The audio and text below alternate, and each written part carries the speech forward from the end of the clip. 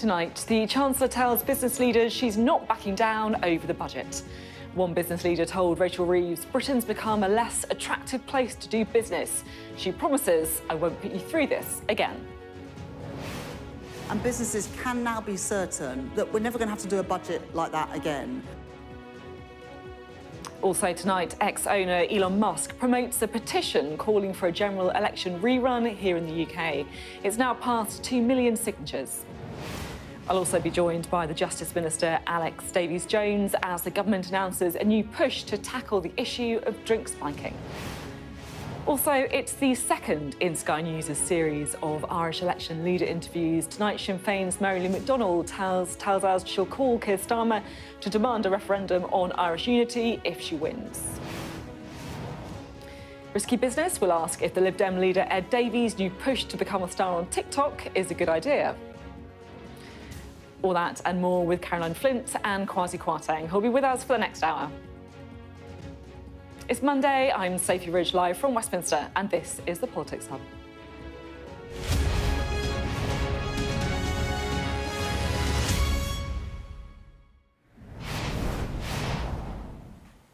Hello, good evening. Now, parties always have to work hard to prove they won't live up to people's worst stereotypes of them. The Tories don't care about the public sector. They'll sell off the NHS. Labour don't care about the private sector. They'll screw over business.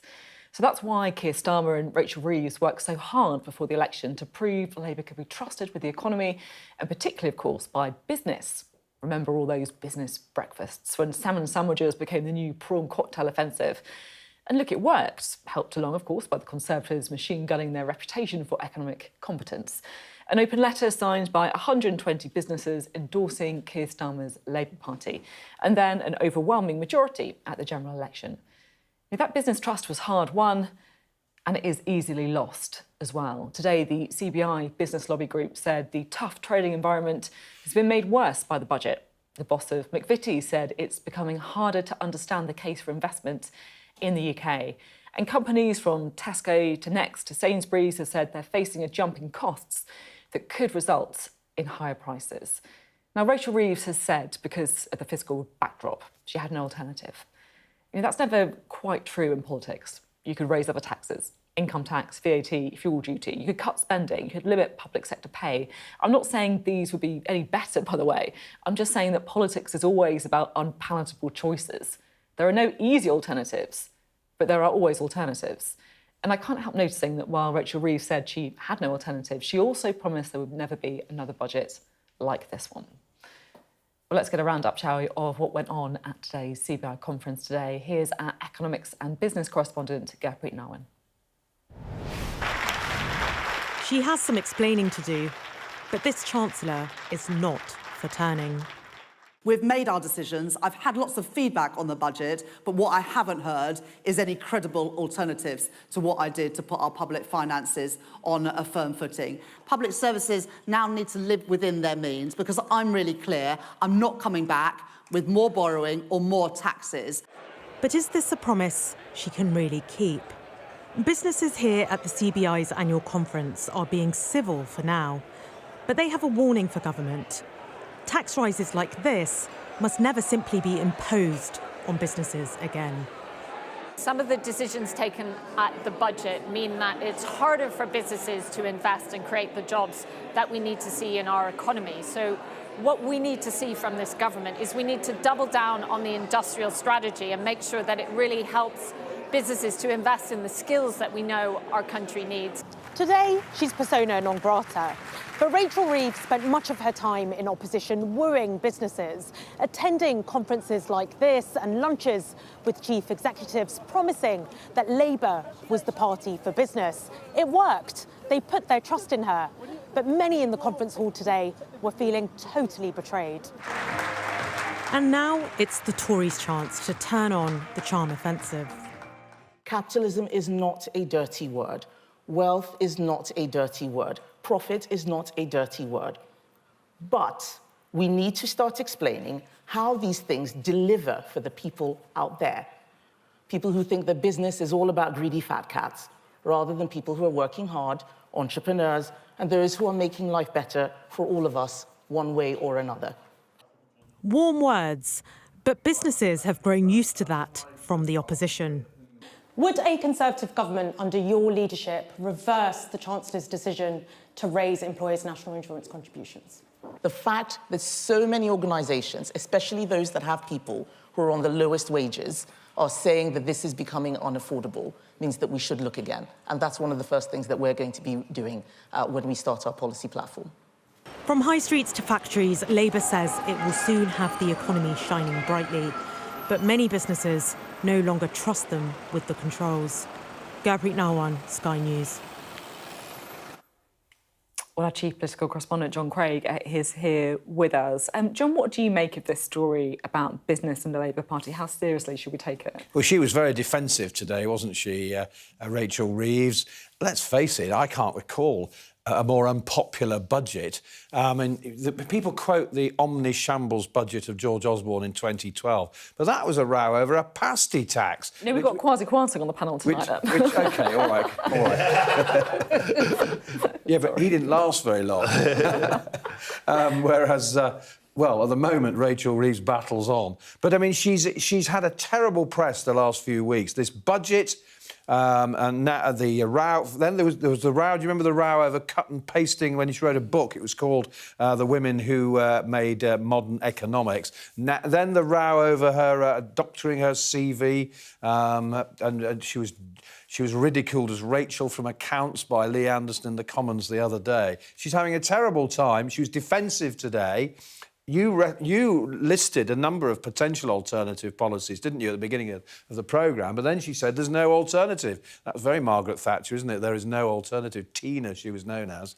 But you could argue that this government's the bulk of this government's problems have been caused by, first of all, that statement at the end of July on withdrawing the winter fuel payment, and secondly, the budget at the end of October, causing all the problems. Now, other problems like letting prisoners out of jail and so on, nothing to do with the Chancellor, but she has caused this government an awful lot of problems, and she was very defensive, left a real opportunity for Kemi Badenoch today.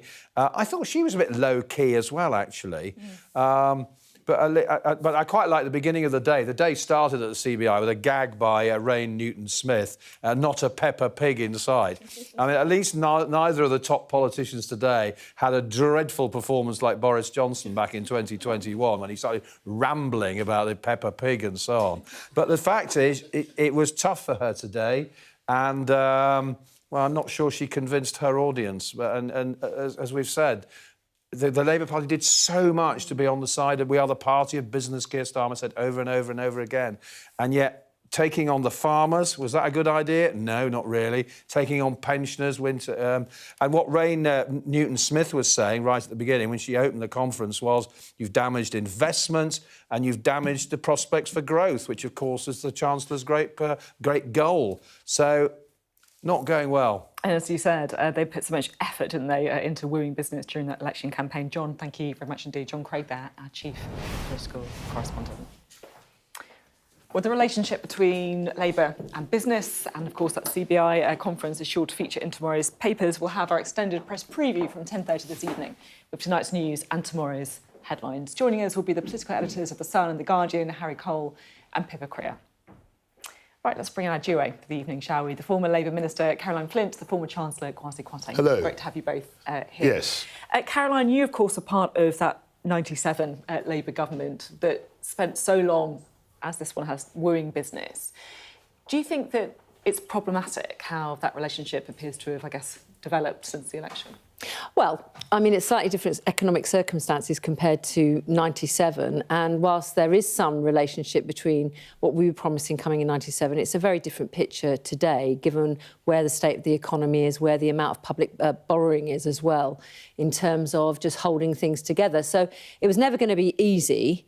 To be honest, it wouldn't have been easy if the Tories had won it either, to be realistic about this. She's made some choices. One thing's for sure. this is her budget. It has got Rachel Reeves written all over it, so she'll have to stand by that and be accountable for it. But I think she made a valid point today when she said, well, you know, what were the alternatives?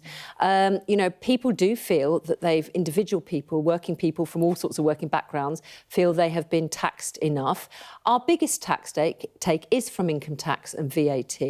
So this time she's decided, for this budget only from the sound of it, employers are going to have to contribute. And to be honest, the CBI, whatever governments say, seem to never be happy with it.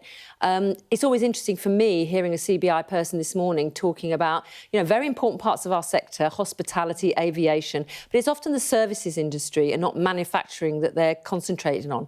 And if they want more investment in infrastructure, if they want people coming out of our schools able to take up the skills and jobs that they're providing through their members, then there has to be public investment into that. And that's what they ask for all the time. So who's going to pay for that?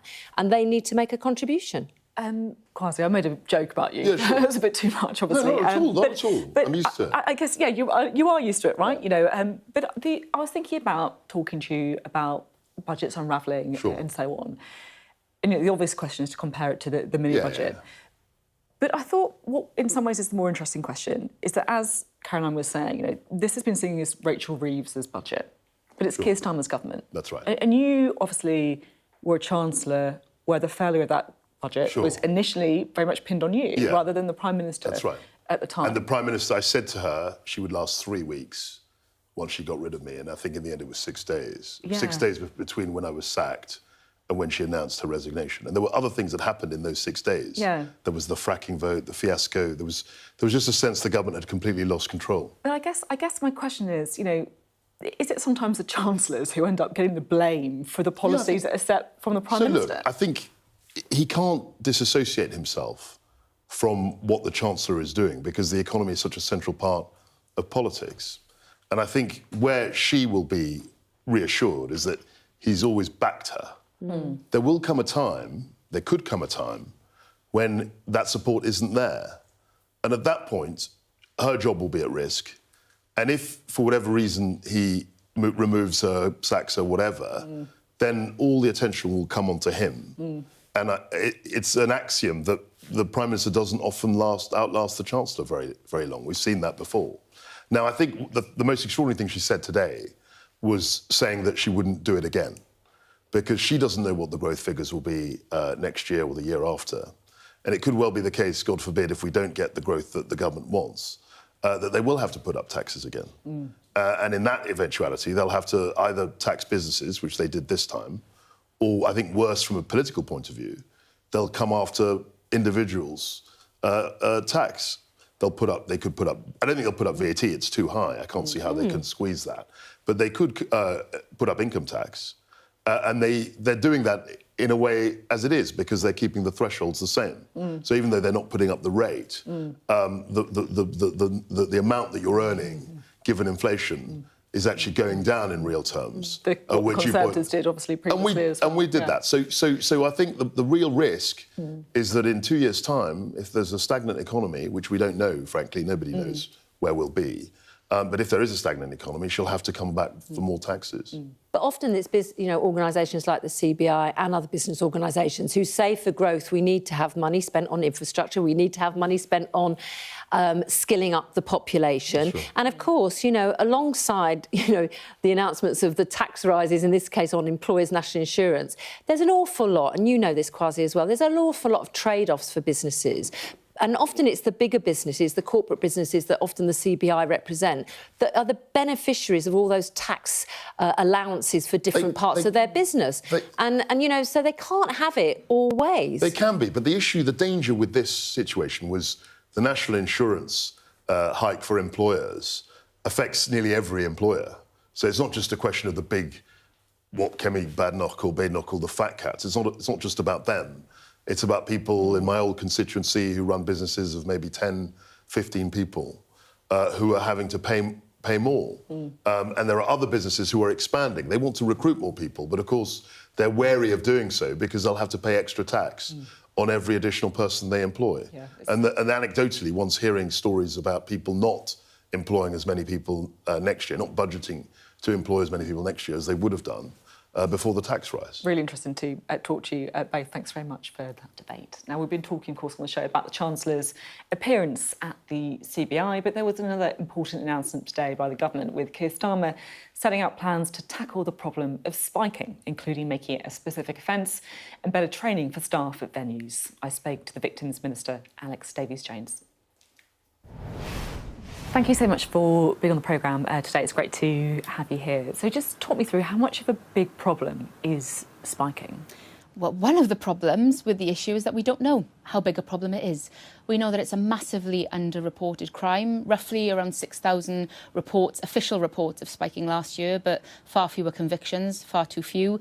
And that's why we've announced what we have today around creating this new offence of spiking, as well as the range of measures around training, for the police to be able to go after more data so that we know exactly how widespread the problem is.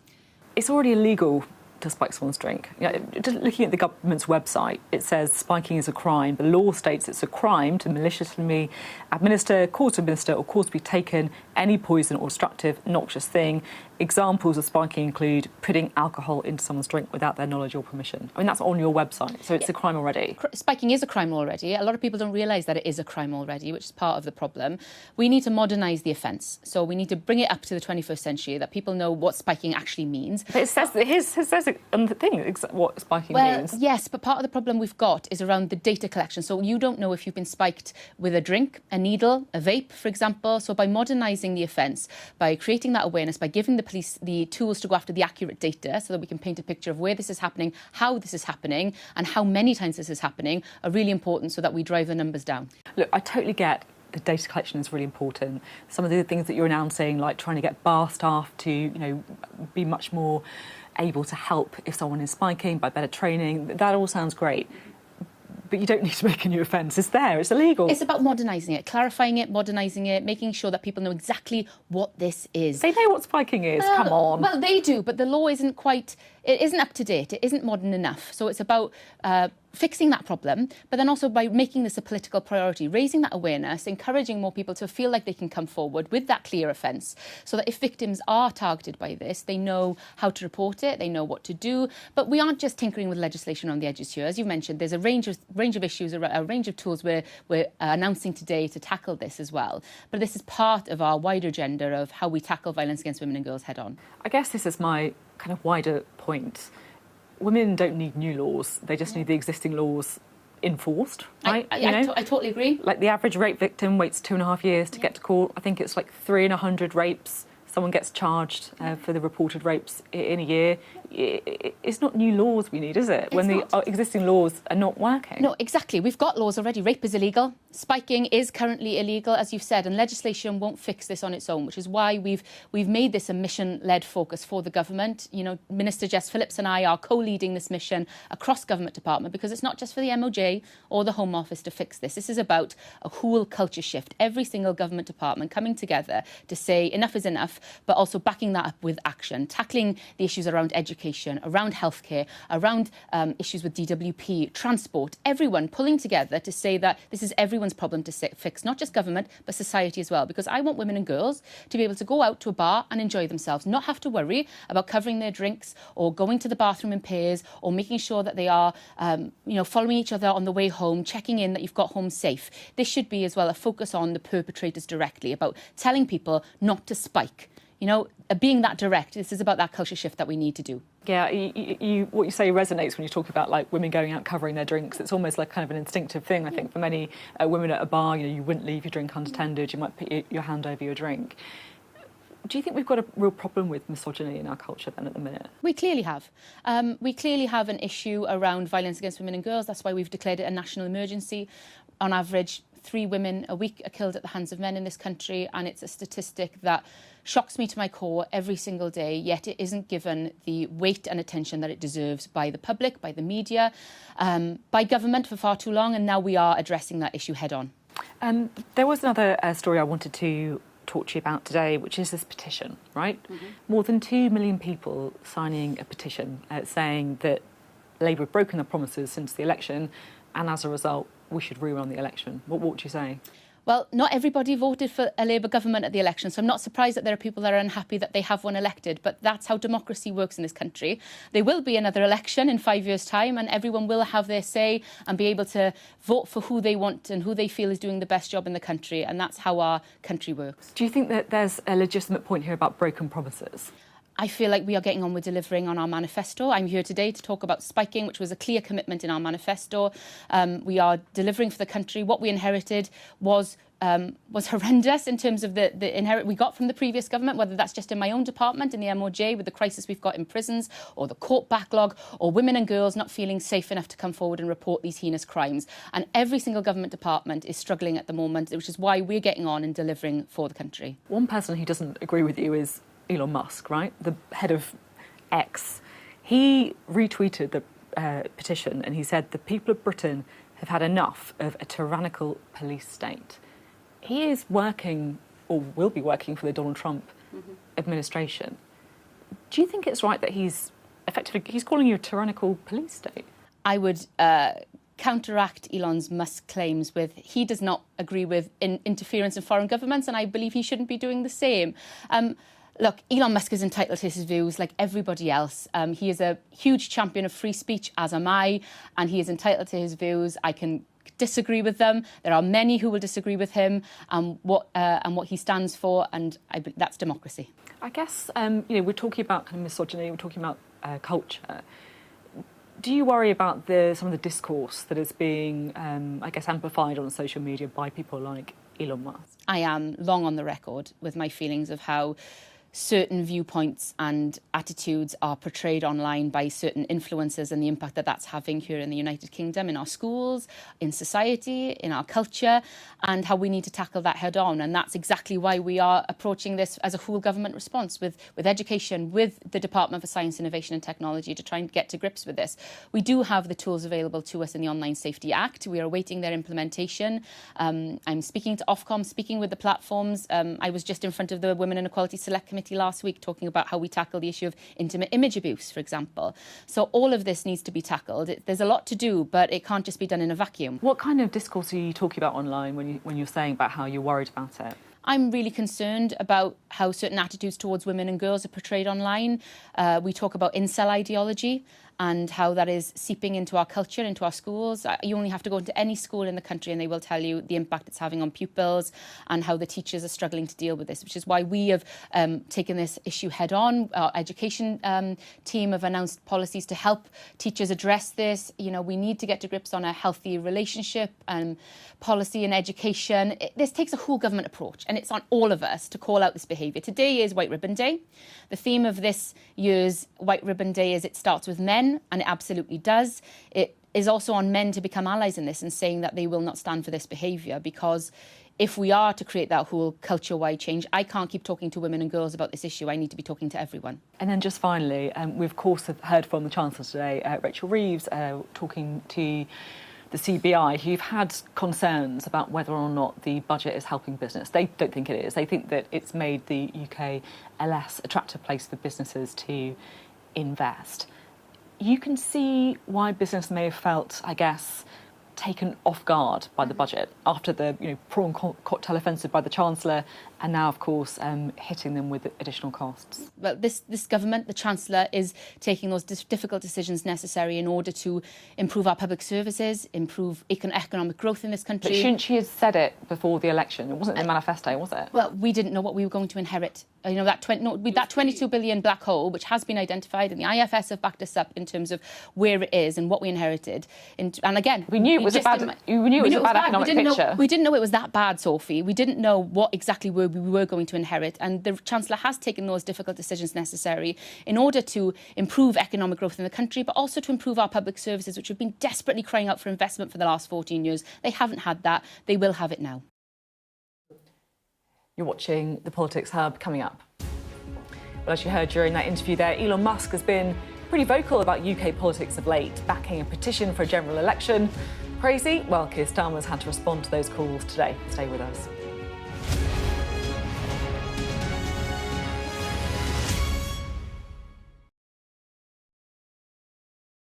I'm Dominic Waghorn, Sky's International Affairs Editor, covering a world that seems to be unravelling. War, unrest, revolutions. It's not his country, it's ours. They have succeeded for the first time in their country's history in removing a leader from power. No freedom! Sky News, the full story first. There was fighting here, but there's clearly now a lull, and they're using it to bring up more ammunition. This is a mass exodus in which Russia is hemorrhaging some of its brightest and its best. According to the local weather channel, there have been more than 2,500 lightning strikes and flash flooding, all on top of this week's lethal tornado. What stays with you most in this job is some of the people you meet. What is your worst fear about what the Russians want to do to the children? They're just boosting demographics by stealing young people.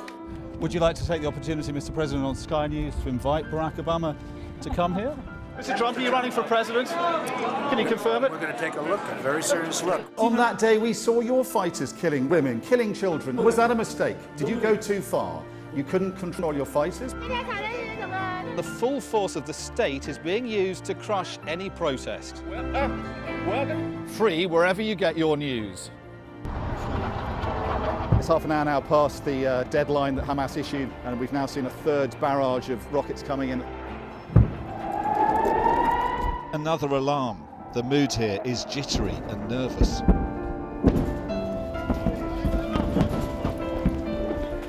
We're seeing the world get more and more divided, and it's our job to try to make sense of it all.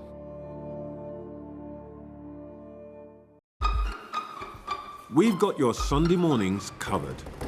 From the front page and the sounds of the streets to the voices of the people who make the major calls and big picture politics beyond Westminster. We'll put you at the heart of our story. A new start to Sunday. I'm ready. Are you? Join me, Trevor Phillips, Sunday mornings on Sky News. Hello, welcome back. Well, before the break, we were talking to the Victims Minister, Alex Davies-Jones, about the government's plans to tackle spiking. And of course, during that interview, we also spoke about this guy, Elon Musk, the owner of X, and how he's been promoting a petition calling for a general election, another one, here in the UK. Well, our Deputy Political Editor, Sam Coates, is here. He's starting to have a bit of an influence, isn't he? I think today there was a bit of a milestone, if I'm being honest, Sophie, because you actually had the Prime Minister of this country responding to something that he was doing, Elon Musk, head of Tesla, founder of X and SpaceX, and ultimately probably part of the next US administration. Let me explain what happened. Last week, a publican, Michael Westwood, last Wednesday, started a petition. Now, he said he wants another general election because, in his words, the current Labour government have gone back on the promises they laid out in the lead up to the general election. You can see it up there. It's very straightforward. Anybody can do it. You just go onto the Parliament website. It means almost nothing, but nevertheless, some people like to engage on this. If it passes a certain threshold, there needs to be a debate, but broadly speaking, it very rarely actually changes government policy. And that was all fine until 5 o'clock last night. And by that point, it had got about 1 million signatories. And there were many millions of people who didn't vote Labour or voted for an opposition party. Then Elon Musk intervened. And I think we can see what he wrote last night. And he said, the people of Britain, took to his own platform, X, the people of Britain have had enough of a tyrannical police state, and quote tweeted somebody who was linking to that petition. At which point, whoosh, over the last 24 hours, the number of people who have signed that petition has more than doubled. When I checked, it was just shy of about 2.4 million people, up from the million at 5 o'clock last night. And, you know, this puts it in the territory of news stories. And Keir Starmer on ITV was asked about it earlier today. And he said, look, I'm not terribly surprised that there are people who want to get rid of me, but that's just not how our system works. There's not going to be a general election. But it's quite a moment. And he's really interested in Keir Starmer, Elon Musk, right? You know, he tweets quite a lot about what's going on in the UK.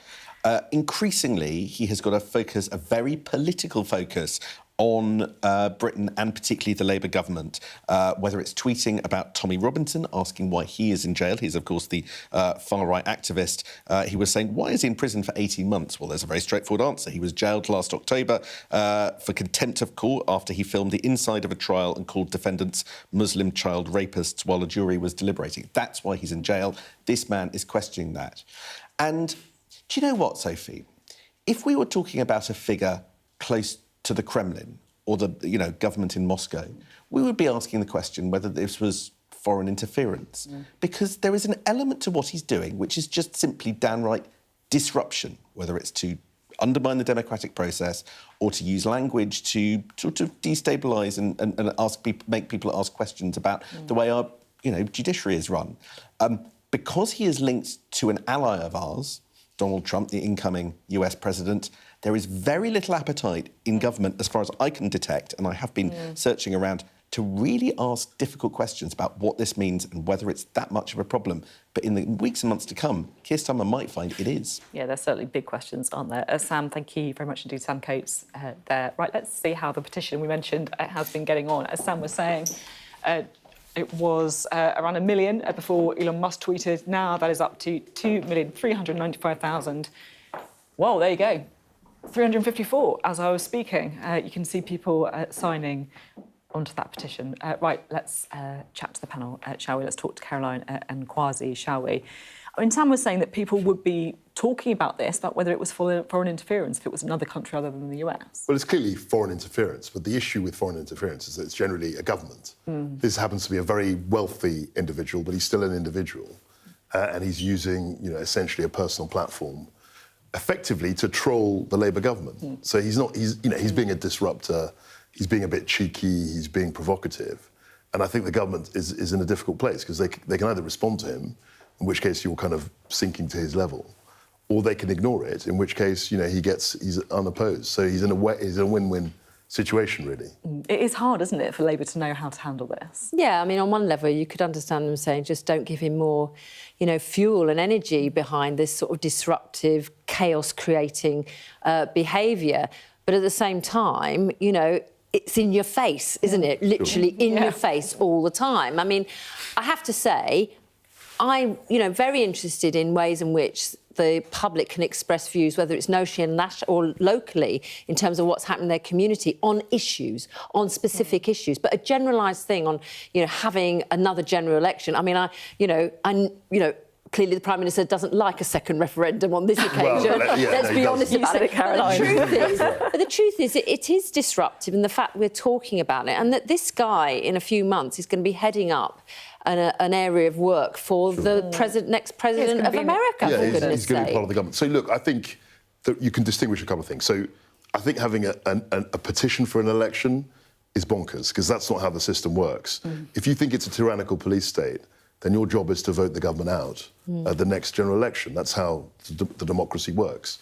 You can't have a situation where the government is second-guessing whether there'll be petitions for elections every day.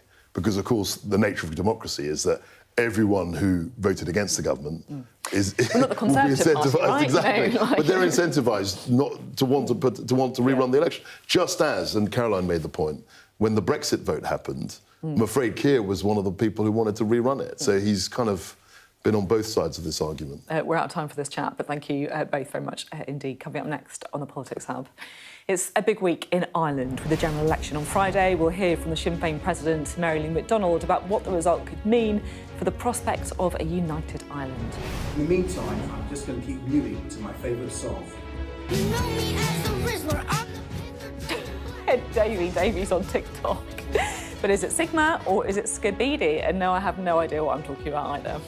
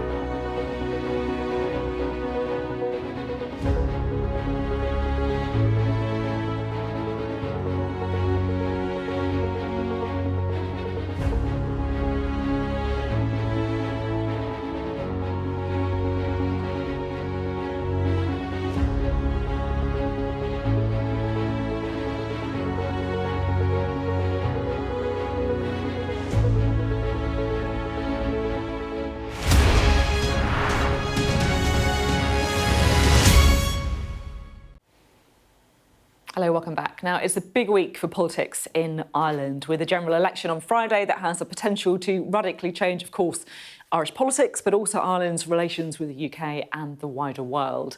Now, these are the three leaders who are vying to become the next Irish Prime Minister, or Taoiseach, who we're going to be hearing from throughout the week. First one is Micheál Martin of Fianna Fáil, Mary Lou McDonald, who is, of course, the leader of Sinn Féin, and also the current Taoiseach, Simon Harris of Fine Gael. The shock so far of the campaign has happened over the last 24 hours or so as well, because Simon Harris's party has dropped from the top spot down to third place in a new poll in the Irish Times. His party had been leading every poll since June, when he took over from Leo Varadkar. Right, let's bring in our senior Ireland correspondent David Blevins, because he's been talking to Sinn Féin's Mary Lou McDonald. David. Yes, Sophie, a fairly dramatic start to the final week of the election campaign here, with that poll indicating a reversal in fortunes, really, for Fine Gael, the party led by the current Taoiseach Simon Harris, and Sinn Féin, the largest opposition party. Fine Gael is down 6%, as you say, not where any party wants to be just 4 days from the election. And that drop is being largely attributed to a Gordon Brown moment for Simon Harris. He appeared to dismiss the concerns of a woman who stopped to speak to him during a campaign visit to the west of Ireland last Friday. He has since apologised for that, says he let himself down, but he's now got a lot of ground to make up in a very short space of time. Sinn Féin, on the other hand, well, the party is back from the dead again. It had been virtually written off in this election, having plummeted in the polls due to an apparent disconnect with its base over immigration, but it has fought its way back to establish a three-way tie. There's now less than 2% between the three largest parties, and that creates the potential for the very first Sinn Féin Taoiseach. Mary Lou McDonald would also be the first woman to become Ireland's Prime Minister. In the latest in our series of interviews with the contenders, I sat down with Mary Lou McDonald, and she had some interesting things to say about how she would manage the relationship with the Trump government compared with her male counterparts, and also what she would say to Sir Keir Starmer in her first phone call to him on her first day in the job if she manages to become Ireland's Prime Minister. Let's listen to what she had to say. Mary Lou McDonald, you have applied to be Taoiseach, the equivalent of Prime Minister, but Sinn Féin has always been in opposition, so what equips you to run this country? Well, I have made that application, and of course the electorate will adjudicate on this matter on Friday next. And this election, David, in many ways is an opportunity to make history. For the first time, to have a government that is not led by one of the old two of Fianna Fáil and Fine Gael, but rather led by Sinn Féin. And I think the fact that we are in this moment, that this is possible, is a reflection of the incredible change that's happened right across Ireland. I've great talent on my bench. I'm an experienced person myself. I would also be the first woman to occupy that office. And for some people, I hope for lots of people, that would be a symbol again and a reflection again of Ireland, you know, modernity in Ireland and change in Ireland. There will be those, of course, who would say that you are not the person to run the country because of what's gone on within Sinn Féin in recent months. You paid tribute to a senator who stood down when you knew that he had sent inappropriate text messages to a teenager. You had two press officers who resigned because they had provided a reference for another press officer who was being investigated for serious child sex offences. What have you and Sinn Féin learned from those episodes? And of course that person has been convicted now of very egregious crimes against children. So I would say this, those things happened.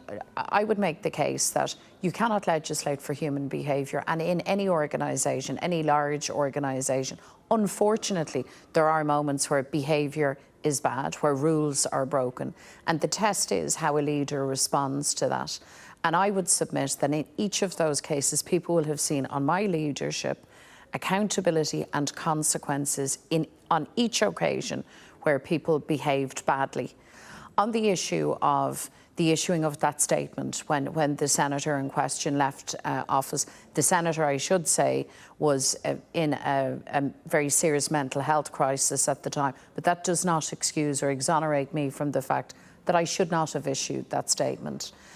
If I had to do again, David, I wouldn't issue that statement because it caused upset and hurt to the young person involved. They made that very clear.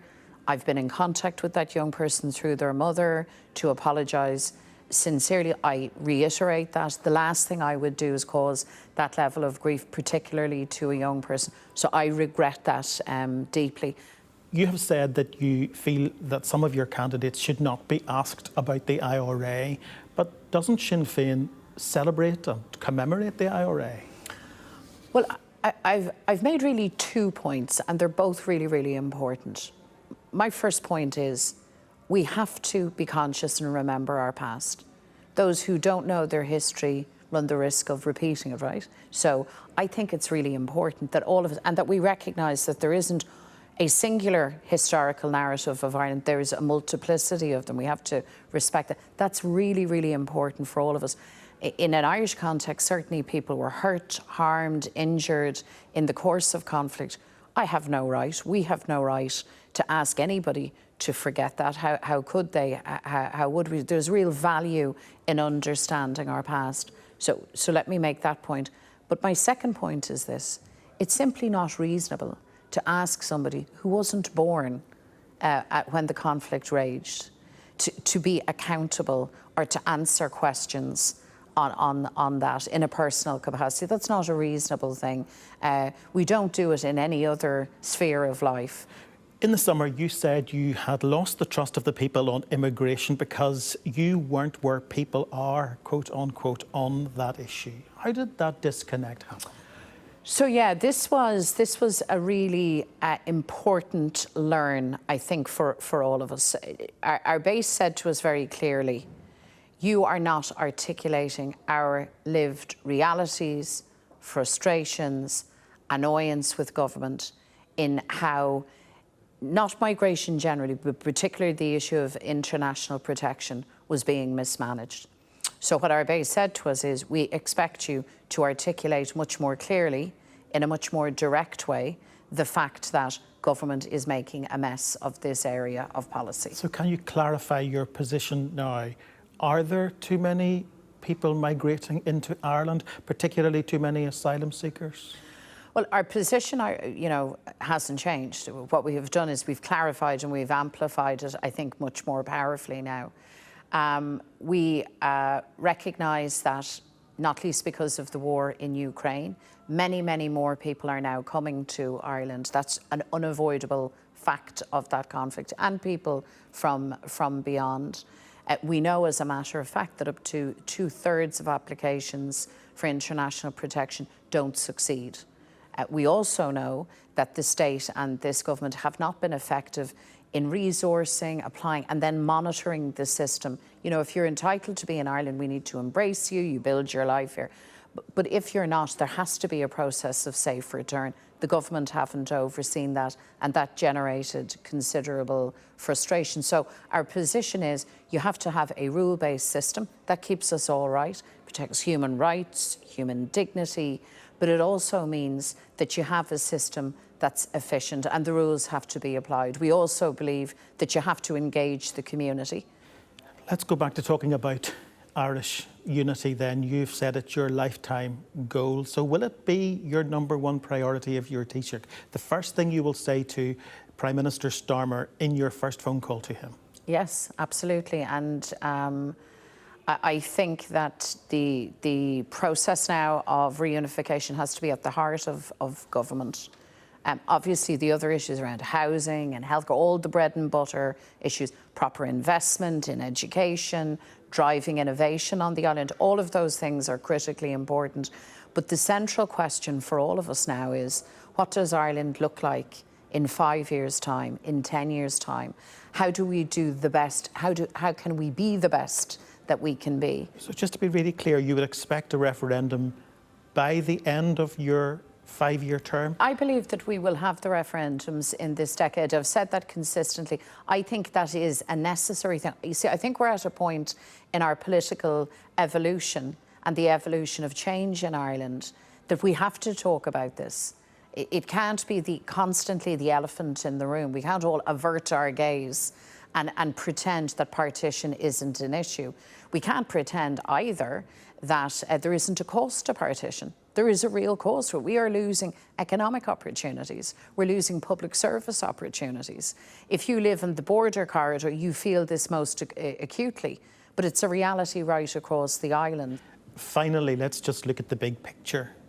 You disagree profoundly with President-elect Trump on many things, particularly the Middle East, but 1 in 6 jobs in Ireland is dependent upon US investment. So if you're Taoiseach, how are you going to manage that relationship with the incoming White House? I don't think President Trump would be one bit surprised to hear from an Irish Taoiseach, but particularly an Irish Sinn Féin Taoiseach, what our position is on Palestine, the need to end the genocide, the need to stop arming Israel, the need for Israel to be held to account and for international law to be respected.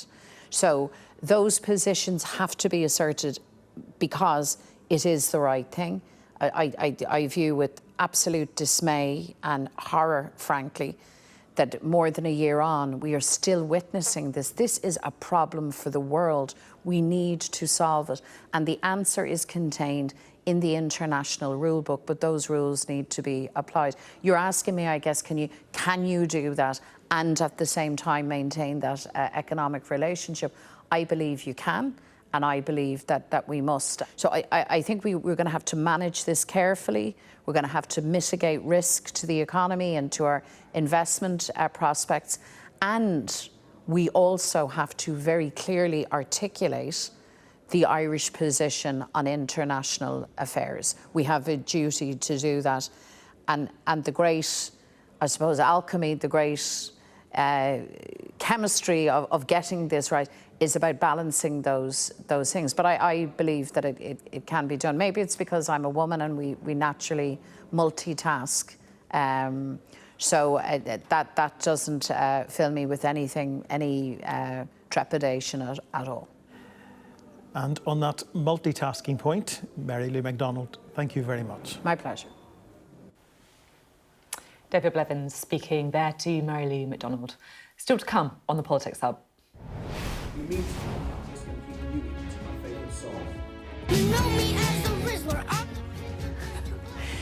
We have Ed Davies' debut on TikTok. You have been warned. Coming up on the UK Tonight at 8 o'clock, I sit down with the father of murdered 26-year-old Ellie Edwards, who tells me he felt sick after finding out her killer's co-defendant is set to be freed from prison early because of overcrowding. He's now calling on the government to introduce an appeals process. And the clean-up operation begins after Storm Bert, with more flood warnings and travel disruption. We'll have the latest from Pontypridd in South Wales. All that and more coming up on the UK Tonight at 8.